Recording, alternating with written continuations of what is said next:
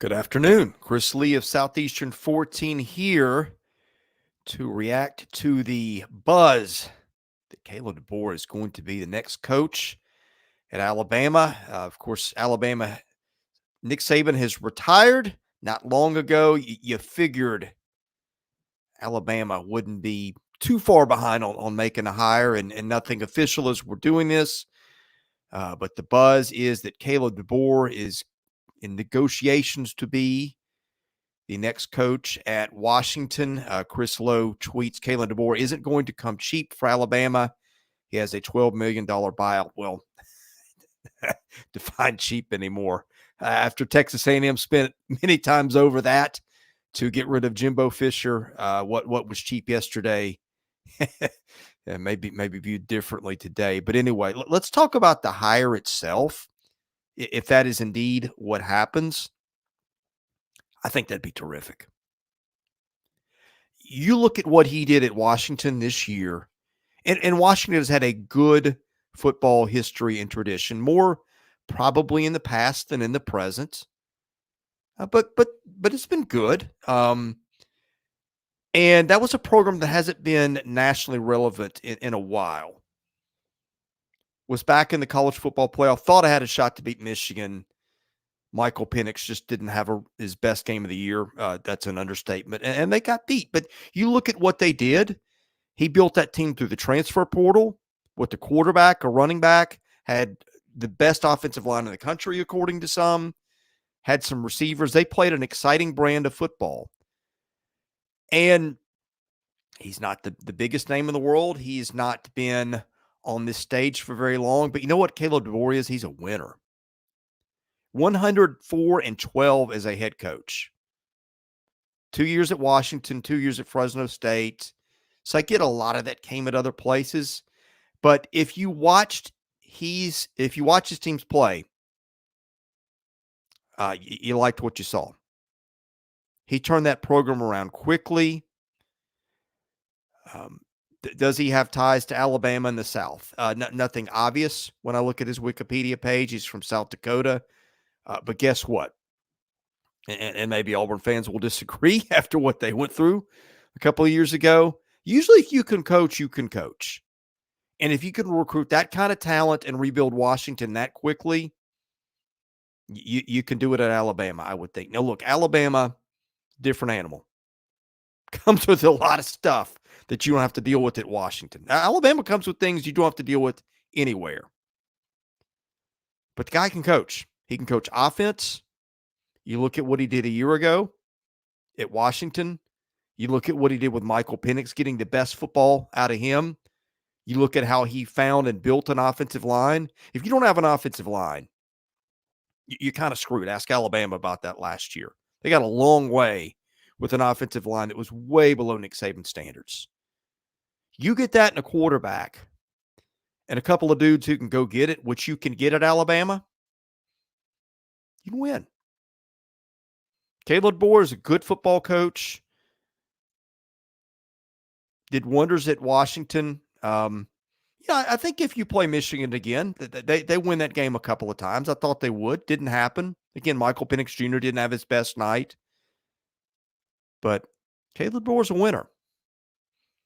If this thing ends up going through, I like the hire. He is 48 years old, so old enough to know football, to have lived and done some things, but not too old. So he'll be, 24 years younger than Nick Saban?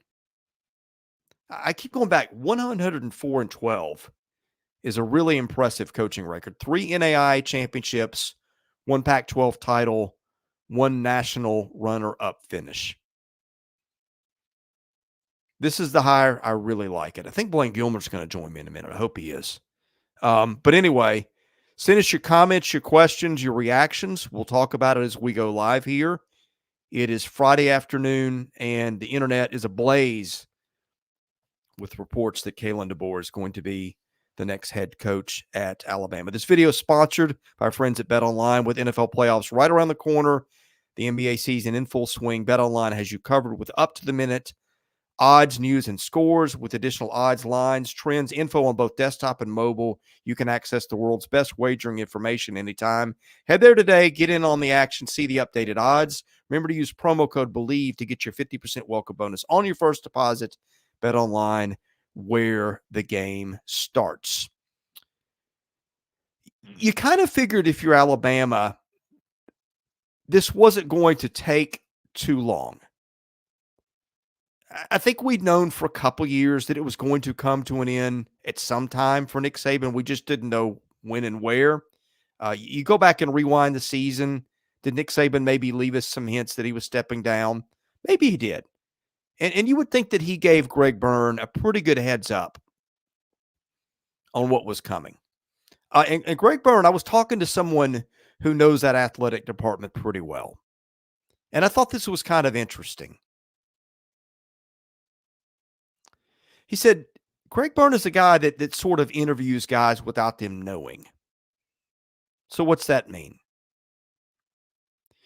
Greg Byrne's a guy that does a lot of networking, coaching conventions, things like that, just meets people. And this probably happened with Nate Oates, if you go back and think about it, because Nate Oates had beaten Arizona, I believe, when Greg Byrne was the athletic director at Arizona in the NCAA tournament. So I'm presuming at some point he had some interaction with Nate Oates. Nate Oates ends up getting hired as Alabama's basketball coach a couple years back when I don't think that name was on most folks' radar. And I think Thad Matta was a place a lot of people thought Alabama was going. Greg Byrne, if you remember that statement he put out that night, basically said, hey, look, whatever you hear in the public narrative, don't believe it. And it was almost like he was kind of shoving it in everybody's face. I don't know if he meant it that way, but it was more or less, hey, look, I'm going to do what I'm going to do. And all you guys out there guessing are probably going to be wrong. And where did we all go first, Blayne? We thought it would be either Dan Lanning, which made a lot of sense. We thought it might be Lane Kiffin, which made some sense in some ways, but not in others. And Piers Alabama is going to hire a guy that is A, had coaching success, and B, is probably a lot more buttoned up than Lane Kiffin and Kalen DeBoer. And I want to get your impressions of it. I think if that's the hire, I think it's a good one.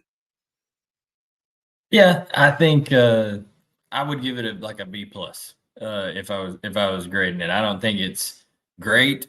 I don't think it's terrible. I think it's a good, solid hire, and I really don't think it.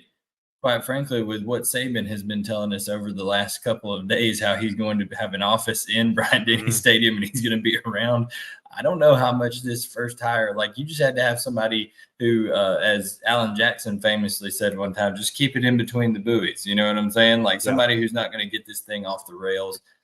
Listen, if he's the biggest appeal, I think, to Kalen DeBoer is that I think he's going to be able to bring a majority of his staff with him from Washington, and they've done a really good job in that. People forget Ryan Grubb was the first guy that Nick Saban targeted to be his offensive coordinator last year before he ended up hiring Tommy Rees. And, you know, Ryan Grubb flew all the way down to Tuscaloosa and ended up turning Nick Saban in Alabama down to stay with Kalen DeBoer. So, you know, that probably influenced. Saban has had his hand in this coaching search as well. And he was, I guarantee you that Ryan Grubb and the potential of Kalen DeBoer bringing Grubb with him and what they did offensively with Michael Penix and all that this year, I think that had a big deal to do with this. But I think that as good of a coach as Kalen DeBoer is, he's only been a head coach at the FBS level for 4 years. And I think he's still got some stuff to prove, especially a guy who's never been in the SEC footprint before. People want to say, well, Nick Saban was from West Virginia. He wasn't from a state in SEC, but guess what? He had coached and won a national title at LSU. So he knew the SEC dynamics. And I don't think it's fair at all for those either that want to say, hey, compare him to Brian Harsin or something. That's not fair. Okay. That's not a fair comparison, but there is an element to knowing the relationships inside the state. Now, however, this isn't 15 years ago where you had to be good friends with the high school coaches in the state and stuff like that, because now it's national recruiting. It's all over the place. NIL. Go look at the conversation we just had with Walker Jones of the Grove Collective. here on the channel. I mean, NIL and the transfer portal and things like that have changed tremendously. Now, the biggest thing that Kalen DeBoer is going to have to do, should this go through and he end up officially being the coach and things like that, then he's going to have to just jump right away on recruiting that current roster there at Alabama. And the question is, how many of those guys, can you imagine what the difference is going to be like? Even, I don't know too much about DeBoer's personality, except he's not a guy who wavers high or low too much, but can you imagine the difference in just the aura and the feel of meeting as a player with Nick Saban versus meeting with Kalen DeBoer? Is probably going to be a little bit different there. And I wonder how that first impression is going to go with a lot of those guys. Well, he's a little more low key, buttoned down, maybe not the self promoter. Nick Saban, had that famous line about I'm not on Twitter. I don't know why anybody would ever be on Twitter. And that's what I was always thinking. If they hire Lane Kiffin, that's a pretty abrupt shift. Now, at Ole Miss, the guidance, and I'm getting off course, but I'm going to return to it. At Ole Miss, I think they just said, hey, screw it.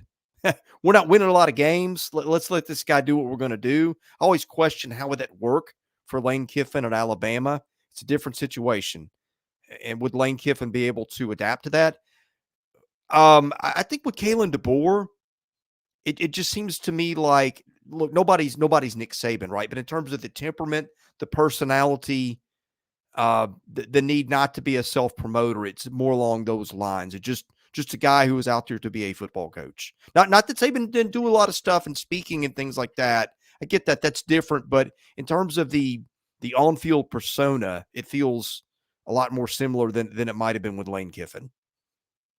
Yeah, no, I agree. It's going to be more the same personality type and things of that nature. However, there's I'm just intrigued to see how, one, like I said, this 30-day period that the Alabama players have to now enter the portal if they should desire. That's going to really tell the tale, I think, for the first year of success for Kalen DeBoer, because he can't do a whole lot more in that second portal window. Maybe add one or two pieces, but nothing that's really going to change your overall roster. And then the biggest question is, how well does Jalen Milroe fit into what Kalen DeBoer likes to do? And at first glance, not very well. Okay, because Penix was not a just big time runner or anything like that. He was a pocket presence, deliver the ball with confidence down the field type guy. Now, I know Milroe throws the deep ball well, as did Michael Penix, but Michael Penix, except in that Michigan game, and I think that had a lot more to do with Michigan's defense, was very accurate in the intermediate to short passing game. Really, was able to put the ball in positions for those three talented wide receivers that he had to make plays just game in and game out, and be able to make runs after the catch. That's not Jalen Milroe's strength. Now, am I saying that DeBoer and Ryan Grubb can't change a little bit of their style to fit their players? All the good coaches change their system to fit the players. But I don't know that he's like, does this make Jalen Milroe think, okay, is this the system for me? Do I need to look to go somewhere else? Something like that. I mean, who knows what happens there, because it'll be really interesting to see how that first meeting goes between those two. Yeah, I want to hit on the quarterback issue for just a minute. And I'm going to see if you agree, because you did bring up some things I was thinking about. Michael Penix Jr. is not the same type of player as Jalen Milroe. There were a lot of questions where Milroe could even be the guy before the season. I mean, God knows we went through him on the channel here and even during the season. But look, listening to Kalen DeBoer speak about Michael Penix and recruiting him, like, this is our guy. And when you're at Washington, not that Washington hasn't historically gotten talent, because that's a historically good program. Don James won a national title there back a few decades ago. But you don't, it's not the talent magnet that Alabama has been. And how much of that was Nick Saban? It was a lot of it. But Alabama's never hurt for recruiting at the same time. So here's what I'm getting at. When you're at a place like Washington, and not to, I don't mean to belittle the program, because I'm not. It's a proud program that's had a lot of success. But you were more married to a guy, and getting a guy like Michael Penix and building it around him and making it work. When you're Alabama, You're not married to a guy. You're Alabama. You know, when they lose Tua, it's next man up. Look at our friend Donovan here. I should have known Donovan would pop in. Donovan says that Hugh Freeze is getting ready to wipe the floor with Kalen DeBoer in recruiting. Well, hey, Kalen DeBoer was pretty successful in the portal. He was in the portal, but high school recruiting, I believe they were outside the top 50 the year he was taking over because they were very bad, the team he was taking over. And then he got up to 27th and he was 30th this past year. So if you're going to a place at Alabama where if you are not solidly inside the top 5, then the rapture may be coming, okay, in terms of what Alabama fans believe in the recruiting world. So that, I think, is the biggest test that he has to pass. And listen, you got to just give him a chance. You got to give him an opportunity to go out there and see. So we'll see what happens in terms of all that. I'm just telling you, what was the date? This was 2 days ago. It was on the 10th. So from now until February 10th, when those Alabama players, that's the last day they'll have to, get into the portal, the 9th or the 10th of February. The guys currently on the roster, that is the biggest deal here, Chris. You can throw everything else out the window because it doesn't matter how good of a coach Kalen DeBoer is, and Ryan Grubb, and all these people, and whoever he hires as his defensive coordinator, unless they're able to retain the large majority of that roster. Okay, because if in 1 year, if those guys get in there and for some reason it doesn't mix and they don't like Kalen DeBoer or something like that, and they jump in the portal, then it could be bad. Okay, but if they retain everybody but a few of those guys, and then they go out and sprinkle in a couple others that bring in, then you could look at just business as usual for Alabama with just a different guy at the helm, and Saban still kind of. The question is, does Saban get a headset in that office that he has? Is he going to be listening in like a NASCAR crew chief or something like that? Maybe they give him Jim Harbaugh film duties. Yeah, no doubt. He'll be over there, yelling at him. He's like, why are we not in this? He comes in, whoa, can you think of, okay, let's fast forward to Georgia is at Tuscaloosa next year, and Georgia's up by 3 at halftime, and they've given up a couple of touchdowns, and all of a sudden Saban shows up in the locker room. It's like, why are we not nickel right now? Why are we not doing this with the money and the sand and all that? I don't think Nick Saban is Phil Fulmer. I really don't. I think he'll have enough respect for the next guy. But it was odd to see that he will be a presence on that campus. Some coaches kind of do their predecessor or successor a favor and just kind of get away. That's an interesting way to do it. But look, the chat is blowing up over this is a bad idea. I don't get it. I really don't. Okay. I lean more. You're happy. What were the alternatives? Okay. Lanning wasn't happening. I've already given you why to me, I don't know that I would have gone with Kiffin, although I can see why. I mean, Dabo Swinney, the corpse of Bear Bryant. What was your better alternative? I would have taken $100 million and made DeMeco Ryans say no to me. I would have went over to DeMeco Ryans in the NFL and said, hey, you are going to have to say no, because look what that meant. One, he played at Alabama. Two, and look what he's done at the NFL level, with a rookie quarterback in year one and stuff like that. You talk about being able to get people excited, be able to recruit the area. I think, man, that would have been a great option. I would have tried to go out maybe harder after a Mike Norvell or something like that. But I don't know. I guess DeBoer, Mike Norvell, same. Dan Lanning was the guy who, was the home run. Dan Lanning was the guy with the home run, but I don't see anything else. Okay, you say that, but Dan Lanning's been a head coach 2 years? That's half as long as Kalen DeBoer. How long has DeMeco Ryans been head coach? I mean, this is his first year in the NFL. But what I'm saying is, how much do people respect that versus? I don't know. Listen, I put out a tweet. I said it takes. Here's what it took, in my opinion. It took a guy who was from Sioux Falls, South Dakota, that had never been in SEC territory to think, "Yep, this is a good idea to follow Nick Saban." Because the rest of those guys, Sarkisian and Lanning, who had been in SEC territory with Georgia, and then Mike Norvell, who's in the Florida in SEC country, even though he's at Florida State. I think they all said, "You know what?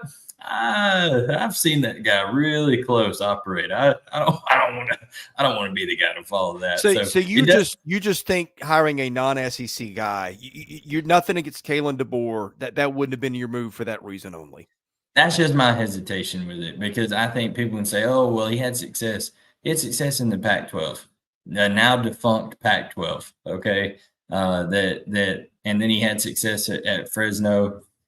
Listen, I know that good coaching is good coaching, but I got to see it when he's in charge of the Death Star that is Alabama football now. And can you keep that kind of same thing going? So, he's had a great run. He beat Texas, he beat Oregon twice. But he had a very, very old team there at Washington. So that does speak to, hey, can he be able to retain those rosters, and that can he be able to recruit at a level high enough and then develop the players? Because I don't know if he's going to recruit at the same level that Nick Saban and company. Nobody ever has. Well, that's not true. That's not true. At Alabama, maybe not, but that's not true. You go look how there's a guy that worked with Nick Saban named Kirby Smart, who's recruited every bit as good as Alabama. Okay. For 15 years in a row, nobody ever recruited like that. Of course, not many coaches stay 15 years. Well, you're not wrong. Kirby's done it for 8. That's pretty impressive. Okay. I mean, they've been in the top 5 every single year that Kirby's been the head coach at Georgia. Okay, but if your criticism is, okay, he's not an SEC guy, hasn't coached in the SEC. How many years did Nick Saban coach in the SEC before he went to LSU? Well, he coached at Michigan State and totally rebuilt that program. More than 2 years. He was Kalen DeBoer coached at Washington and completely rebuilt that program for 2 years. The true measure of greatness is consistency, and don't give me 2 years as consistency. That's not it. You got to prove to me over a greater period of time. I think you could have gotten a guy who got hot for a 2-year period, flash in the pan type deal. I'm not saying it's a bad hire. I'm just not saying this is a home run. This is the best they could have done. I don't think it's the best they could have done. I think they settled a little bit. I think it's a B+ is what I'd give it. It's not quite an A for me. There's no guarantees. We've seen guys that everybody thought were great hires. Look at Texas. Look at Southern Cal. Look at Ohio State. They've all missed with guys in our lifetime that everybody thought were the answer. There is no guarantee. There's nobody that you can compare to Nick Saban other than maybe Kirby Smart. And Kirby Smart is not leaving Georgia to go to Alabama. I think Dan Lanning is the guy I would have targeted first. You didn't get him. I think this is there aren't guys out there that check all those boxes, Blayne. There just aren't. If you could say, let's go find a guy that's been a successful head coach in the SEC for 15 years, and he's had Alabama ties, and we know he can recruit, and all the things that Nick Saban did. I'm not saying you're okay. I'm not trying to put. I'm saying more than 2. Okay, more than 2, because I don't count Fresno State. I don't. I'm sorry. Who cares about Fresno State? Fresno State was also 3-9 the year before he got there. Yeah, but I'm just saying went around in a hurry. I just don't give a whole lot of credence to Fresno State. You go look at Saban, and what he did was he was at a place for 5 years. He was at another place for 5 years, and then he took over Alabama. I'm just saying, it's a deal where I think that it's okay. I don't think it's great. And he has a chance to make it be great, because guess what? He's a very good coach. I'm not saying he's not, but I don't know that this is something that Alabama fans are probably just jumping up and down saying, yes, this is exactly who we wanted. I think they would have done that if it had been Dan Lanning. Even with the only 2 years of experience, the amount of time of being the coordinator at Georgia and then also being from the Saban coaching tree and having coached at Alabama as a graduate assistant underneath him. Heck, I think even some people would have been more excited if he'd have went out and got Glenn Schumann, because Glenn Schumann has been under Nick Saban and Kirby Smart for a combined 13 years. So I'm just saying how people perception-wise. I'm not talking from an analytical standpoint. I'm talking from a fan perspective standpoint. Okay, you and I just fundamentally disagree on this, and that's fine. Neither of us are going to know who's right for a few years. This is why we do these things. This fine gentleman in the comments has made a nice point for me. But okay, give me your list of criteria. Spell it out. I mean, we kid around, we have fun, we needle each other. I'm not trying to put words in your mouth or be dishonest about what you're saying. But give me your list of things that you would say these are the 3 or 4 things that you have to have, and then let's go and find out how many guys check off all those boxes, because there's just not that many. You have to be able to raise money. Okay. First and foremost, you're a CEO of a business. I don't know what Washington's financial situation is like, but I know that Dan Lanning can raise money. I know that's one what he's doing at Oregon now. He's also got Nike money behind him, but he is charismatic. He is able to be personal with people. I don't know much about Kalen DeBoer's personality in terms of being able to, Nick Saban certainly could go and talk to a crowd and they just start throwing money at him. Okay. But then so raise money, that has to be done in this hard point in time. Be able to be forward thinking in terms of the recruiting space and never be able to turn it off. Because if you're going to be at Alabama and you're going to live up to the standard of Alabama, you're literally with a guy like a Kirby Smart and against a Steve Sarkisian and against all these guys that literally are recruiting 365 every single day. They're out there doing something that turns into a recruiting effort. Okay. Is that part of Kalen DeBoer's repertoire? I don't know.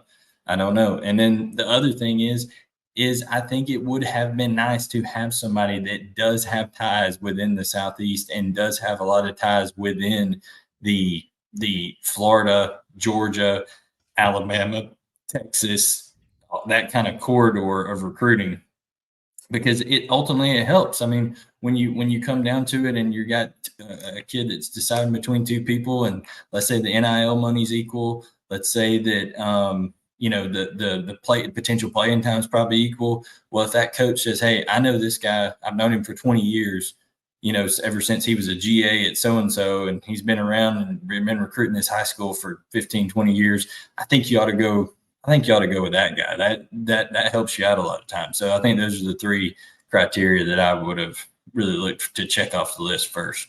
Okay, so fundraising, forward thinking, in recruiting, and SEC ties.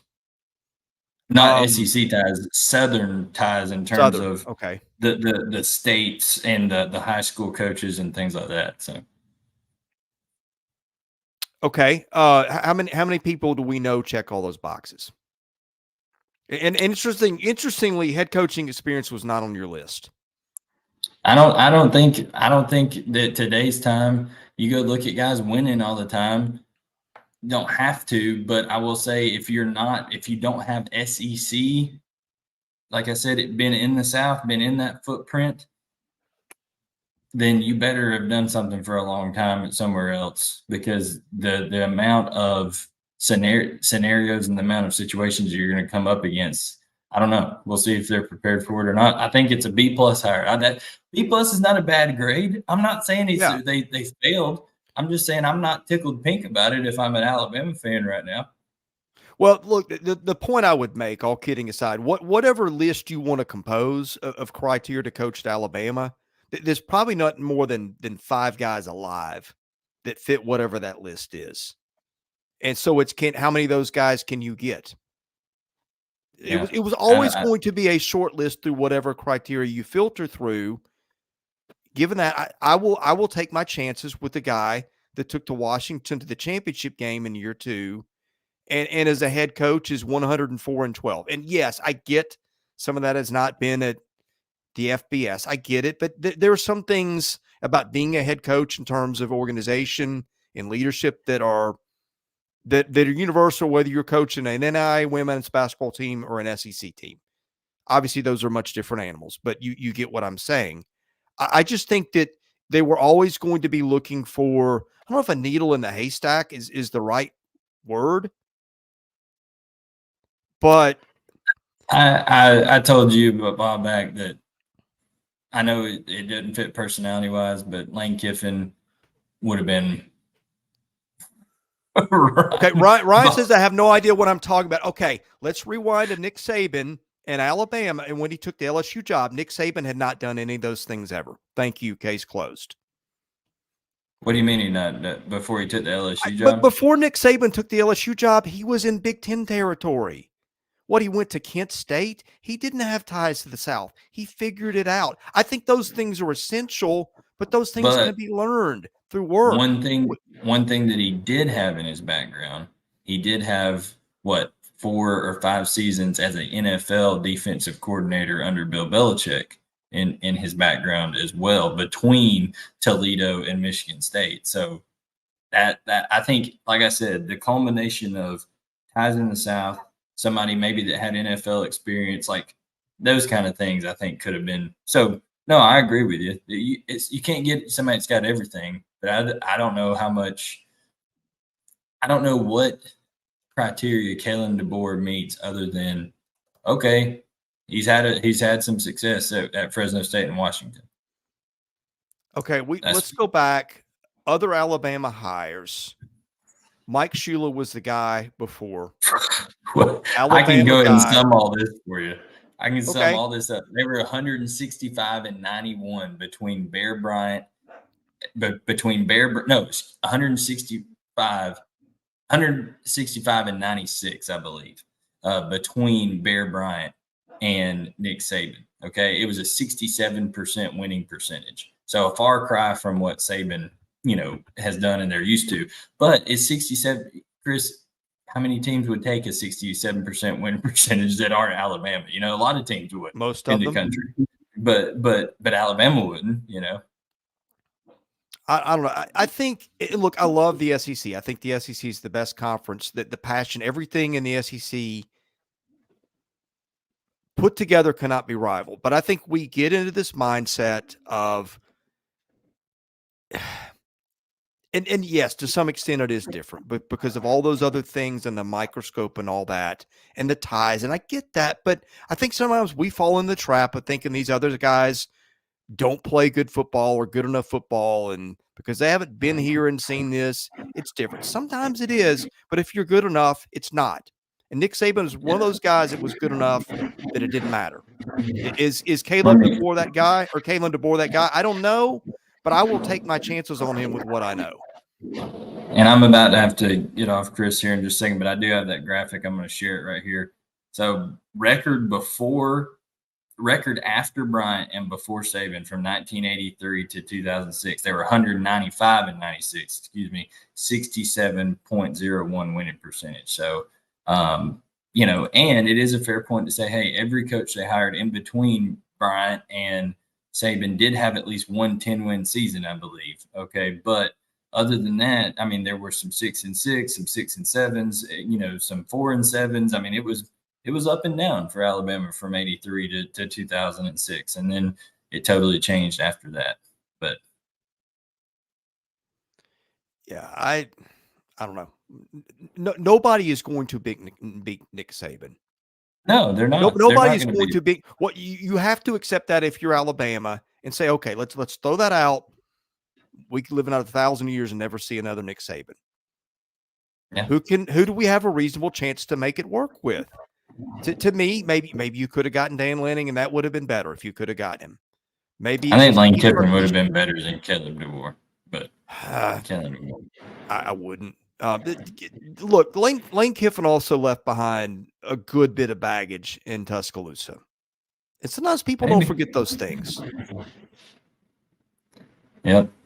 I'm going to run back to the day job here. So I got to head off here. Boy, Ryan's killing me in the chat.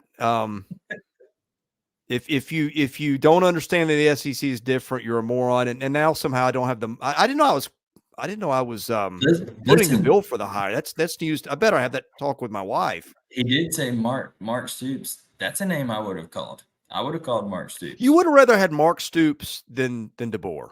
No. 100%. 100%. Okay. I don't agree with. I don't like. I think Mark Stoops has done a phenomenal job with what he's done at Kentucky. I mean, that place was an afterthought, and now he's got them to where they'll at least have a chance and be competitive. He's the all-time winningest coach there. I mean, I think that would be a on par hire with DeBoer. Okay, I think they did well. B+. All right. I'll see you later, Chris. I got to run. By the way, one more thing. South Dakota, this gives us now 2 coaches in the SEC from South Dakota, right? Is Heupel from North or South Dakota? I think he's from South. I thought Heupel was from Oklahoma. I don't know. He played at Oklahoma, but he grew up in, yeah.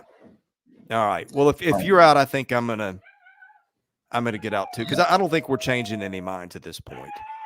No, I got to run. All right. Well, this has been our reaction to what looks like the hire of Washington's Kalen DeBoer at Alabama. C-. Oreo either really likes it or doesn't. I can't tell. Oreo is petrified by this hire. He is. But anyway, well, thank you for watching. I'm sure we'll be talking about it more as it becomes official. But presuming it does. I mean, there's a lot of assuming going on at this point, although assuming by people that are usually plugged in. So anyway, thanks for watching us here at Southeastern 14. We cover SEC football, baseball, basketball. We appreciate you checking in with us. We appreciate your comments, even the catty ones. We're just glad that you watched. And anyway, check us out other times. We are at this just about every day, covering the big 3 sports. So hit the subscribe button, hit the like button, tell a friend. We'll see you again soon.